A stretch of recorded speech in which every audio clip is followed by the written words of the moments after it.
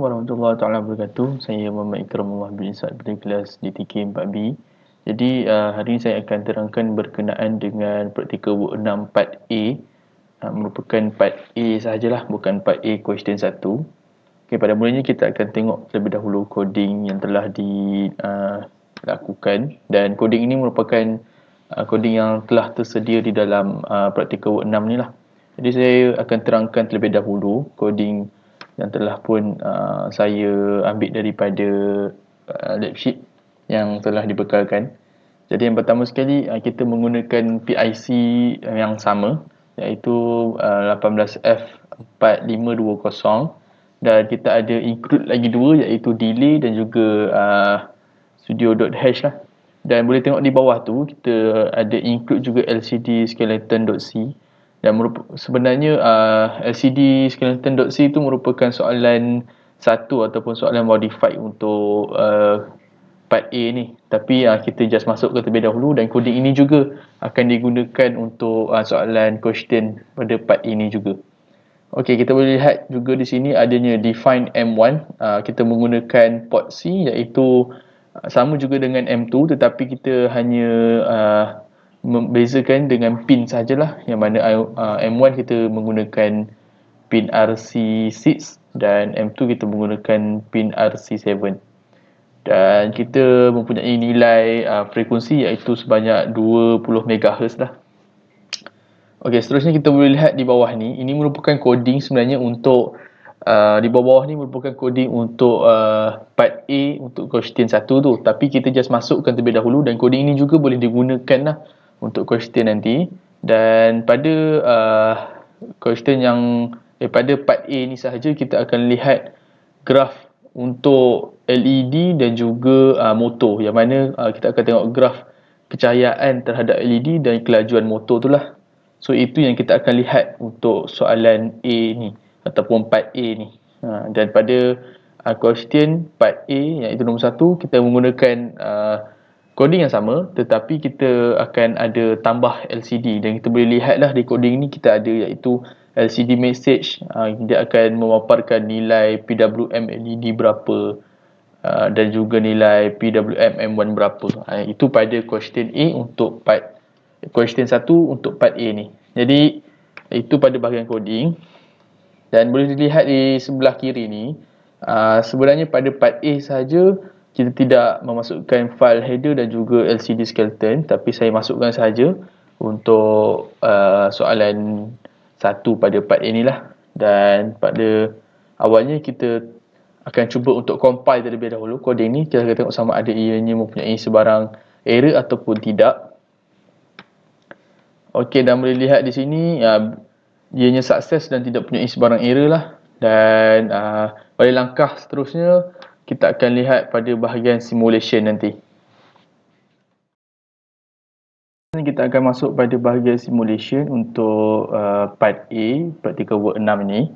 Jadi pertama sekali saya akan tunjukkan bagaimana kita untuk mengeluarkan file .hex, dan kita akan masukkan ke dalam software Proteus lah untuk menjalankan simulation.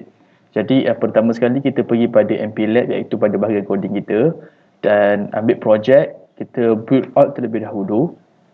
Dan kita boleh lihat pada bahagian output akan ada terpaparnya satu file .hex, dan kita tak perlu copy apa ke file ni, kita just hanya perlu pergi pada file dan export sahaja pada file yang mana kita save lah. Macam saya save pada part practical 6 part A ni, .hex ni, dan file tersebut telah pun ada pada Proteus, dan kita hanya perlu include sahaja ke dalam PIC yang digunakan lah di dalam software Proteus untuk menjalankan simulation.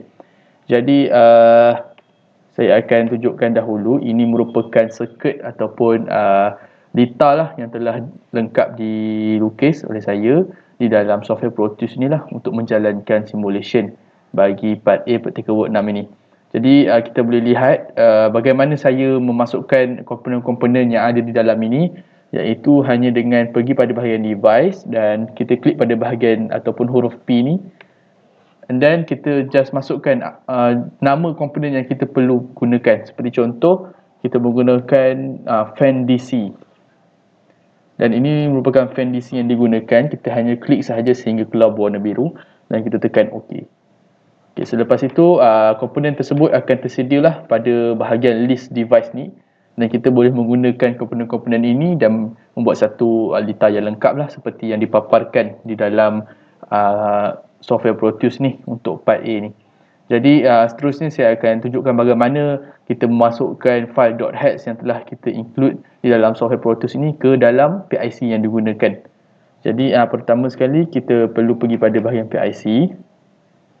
Seterusnya kita ambil file yang tadi kita telah save, iaitu macam saya 436.4a.hex. Pastikan .hex kerana Pro Tools hanya dapat membaca file yang .hex sahaja. Lepas tu pada bahagian processor clock frequency ni kita tengok pada coding, yang mana coding kita menggunakan iaitu 20 MHz. Jadi kita tulis di situ iaitu sebanyak 20 MHz lah. Jadi sebelum saya buat simulation, saya akan split screen terlebih dahulu untuk kita lihat pada bahagian coding. Okey, jadi kita dapat lihatlah pada bahagian coding iaitu yang ini merupakan 20 MHz yang tadi kita setting pada bahagian PIC. Dan nanti kita akan lihat pada bahagian simulation yang mana kita akan lihat graf untuk LED dan juga motor yang digunakan. Saya akan terangkanlah graf itu berbentuk bagaimana.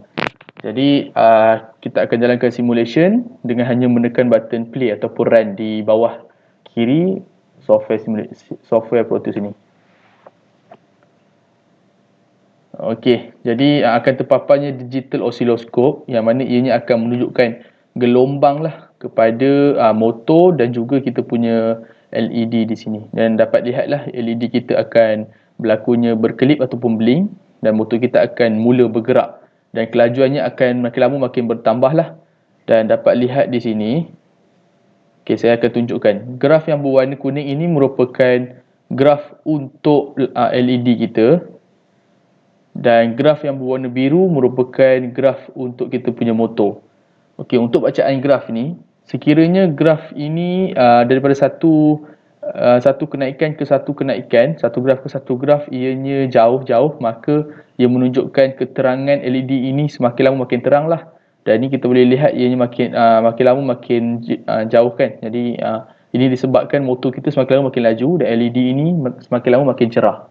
Dan dapat dilihat jugalah di graf untuk kita punya motor yang berwarna biru ini, makin lama ianya makin jauh dan menunjukkan kelajuan makin bertambah. Jadi sekiranya kelajuan motor makin bertambah, maka kecerahan LED juga makin bertambah. Itu dia punya prinsip lah.